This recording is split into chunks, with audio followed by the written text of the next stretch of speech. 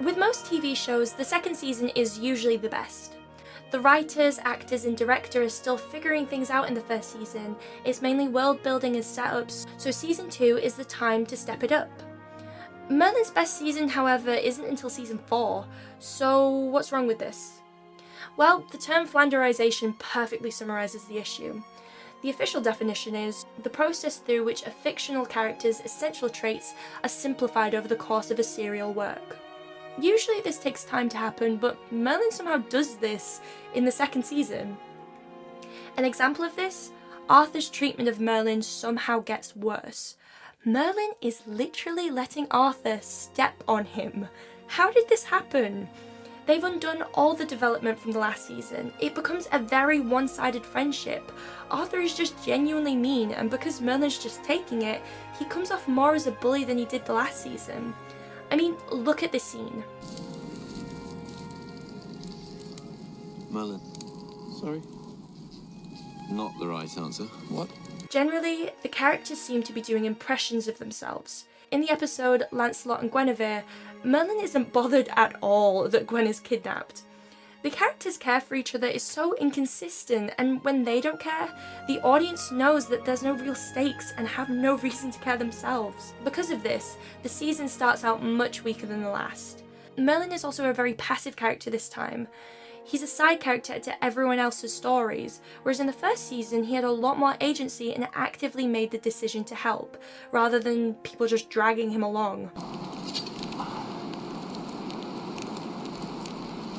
I'll just sit here then. He's also a lot more teenagery and angsty this season. There's a melancholy hanging over him throughout as he grows restless of having to hide who he really is. Season 2 also sets the trend of Merlin never being allowed to be happy, and based on how much the show seemed to like kicking him, we should have guessed the ending. It isn't until the 7th episode, The Witchfinder, that the quality of the show picks up again, and the characters begin to behave more like themselves. This is because there's an emotional core to the episode, not just magical mischief.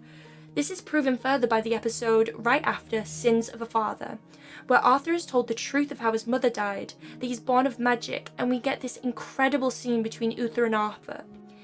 It's such a powerful moment where we see Uther finally get confronted for his actions. It's also frustrating because Merlin is forced again to choose between what would be easier for him and what's best for Arthur, though I don't know that keeping the truth from him was the best solution. However, this season is mainly made of faults. Gwen and Arthur are thrown together really quickly. They interact twice in the first season, then kiss in the second episode of this one. After that, they're kept apart by their status, but again, a slow build into them actually being in love would have been a lot more compelling, since I don't know many people who are that invested in their relationship.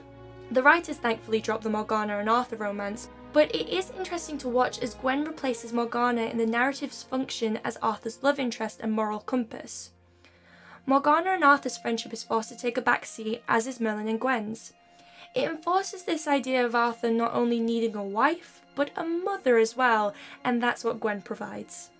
Morgana doesn't have time to babysit Arthur anyway, as her powers start showing themselves more obviously and the gaslighting from Gaius increases. In this season, we see more of her rashness. In the 3rd episode, she leaves Camelot to join the Druids and doesn't consider the consequences at all. For some reason, she thinks she can just leave Camelot without saying a word to anyone, and Uther won't instantly assume she's been kidnapped. She's not a villain at this point, but she's very easily manipulated and used. They introduce Alvar in episode 11, the closest thing Morgana has to a love interest, and we never see him again after this episode, a habit that the show falls into. Because of her impulsiveness and selfishness at times, it's very consistent with her character to be in way over her head, so Morgause is able to use her very easily. Morgause is a character with so much unutilized potential. She starts off seeming like she's going to be a really complicated villain, but we never get to learn very much about her, which is just a shame after such a great introduction.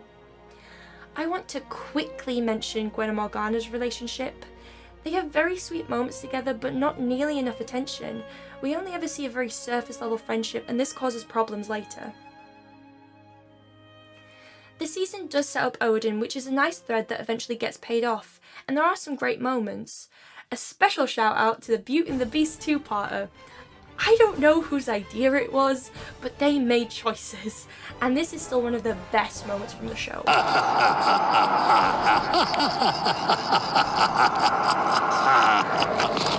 This isn't funny. Oh, it is. It is. The thought of Uther marrying a troll. Was it a very public affair? Public enough? This episode set a precedent for their goofier episodes and began to tip the scales towards their more slapstick, pantomime-esque comedy, rather than just the comedy being in the dialogue, which isn't necessarily bad, it just led to tonal issues later. Season 2 also features the episode with Merlin's one and only love interest. Episode 9, Lady of the Lake, introduces Freya. Like Arthur and Gwen, the romance is quick, but believable when you consider that they're in their early 20s and bond over their shared trauma of having to hide who they really are. However, I can't help but think that part of the motivation between the romance between Freya and Merlin was so that they could go, see, Merlin's not gay, he was with a woman that one time.